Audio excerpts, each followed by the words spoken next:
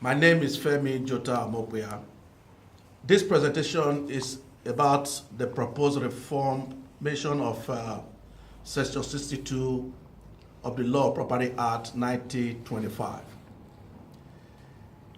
This section of the Act deals with how the court grants easement impliedly in a conveyance, except it is expressly stated in the deed contrarily.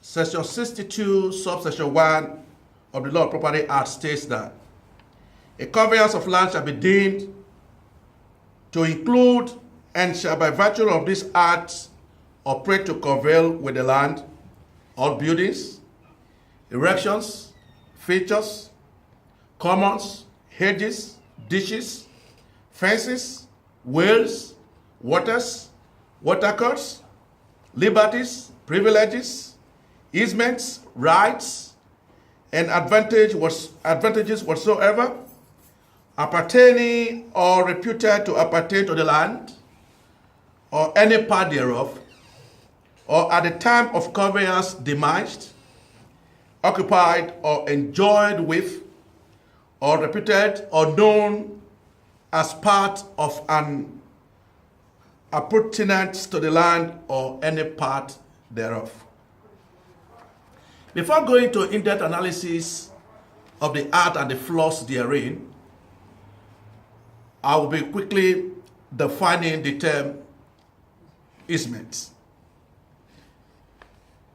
Highbury laws described or defined easement as a right annexed to the land to utilize other land of different ownership, to do something on that land not involving taking of any part of the natural produce of that land or of any part of its soil, or to prevent the owner of the land, of the other land, from utilizing his land, or in one of the limited number of ways.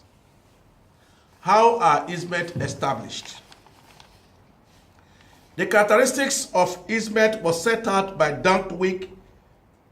Justice Danwick in Re Ellenborough Park case, reported in Volume 3, All England Report number 667 of 1955. They are: 1, that there must be a dominant and a Soviet tenement. 2, the dominant and Soviet tenement must be owned and occupied by different persons. 3, the right must accommodate the dominant tenement. 4, the right must be capable of forming the subject matter of a grant. Under this, number 4, there are other four sub criteria to be met. And they are: there must be capable grantor and grantee. The right must be sufficiently definite. The right must be analogous to existing easement. And the right must not totally exclude the Soviet owner. How are easements created? Easements are either created expressly or impliedly. Express easements. Easements are granted or reserved expressly in words, in a transfer deed or deal of grant, or other form of written agreements. It may also be granted by statute for utilities. Implied easement. Easement can be granted impliedly by court into the deed of a grant, transfer deed, or contracts. The 4 ways that the court grant easement impliedly are: through necessity, through common intention, implied under the rule in Welding and Burroughs, reported in Volume 12, Chancery number 31 of 1879, and implied under the operation of Section 62, Law of Property Act 1925. The main focus of the presentation is the problem that are associated with Section 62, Law of Property Act 1925 in operation.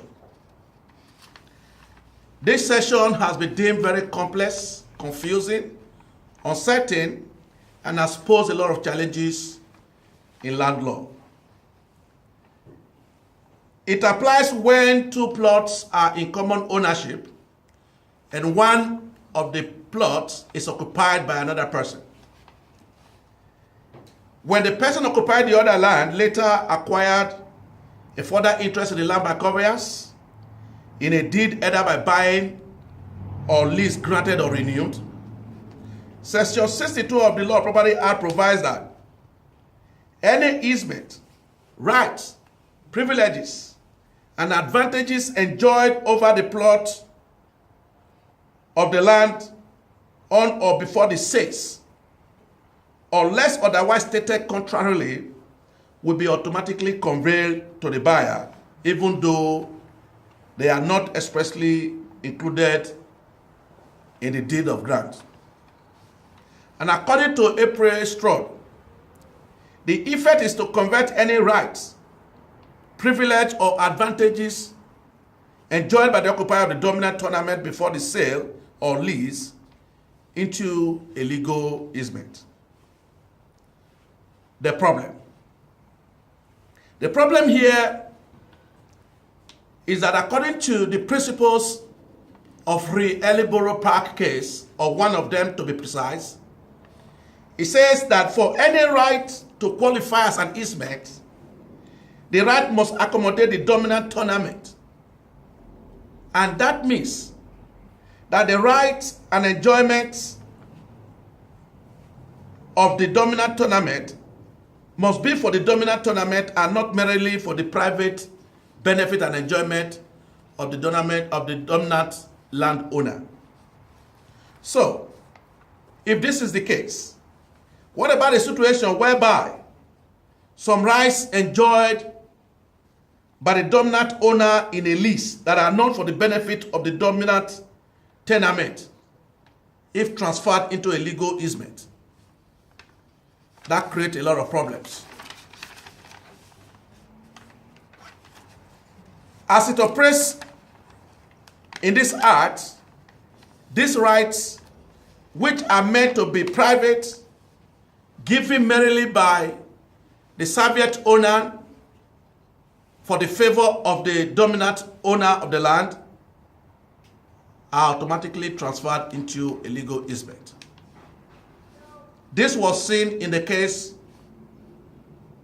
of Wright and Macadam, reported in Volume 2, Case Bench number 744 of 1949. In that case, Lord Justice Tucker, while allaying the appeal, stated that this kind of case may tend to discourage landlords from acts of kindness to their tenants. But there is. That is the law.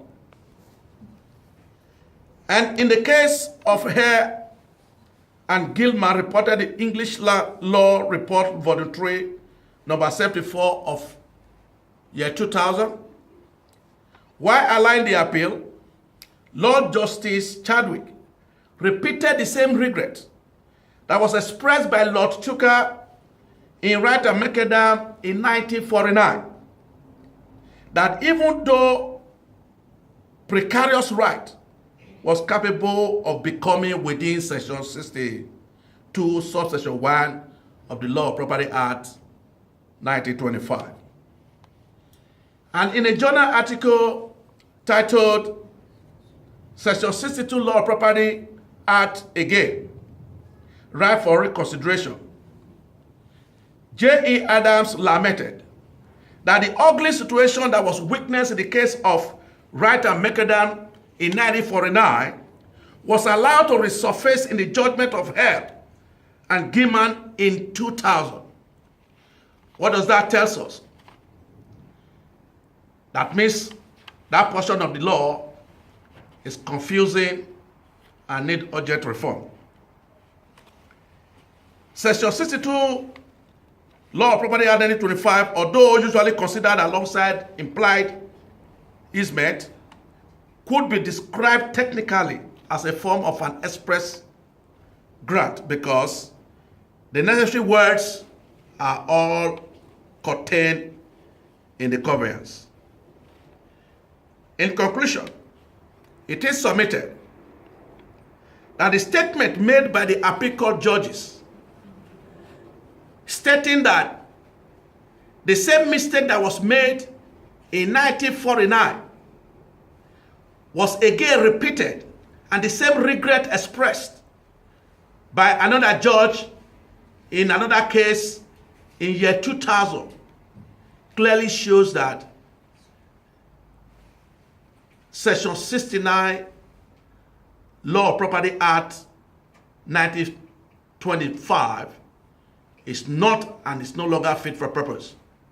So therefore, there's a need for urgent reform. The circumstances in which a neighboring land or a servient owner grants a favor to a dominant owner of a land, and on conveyance, this favor is automatically transferred into a legal easement. It's not only embarrassing, challenging, confusing, but very uncertain.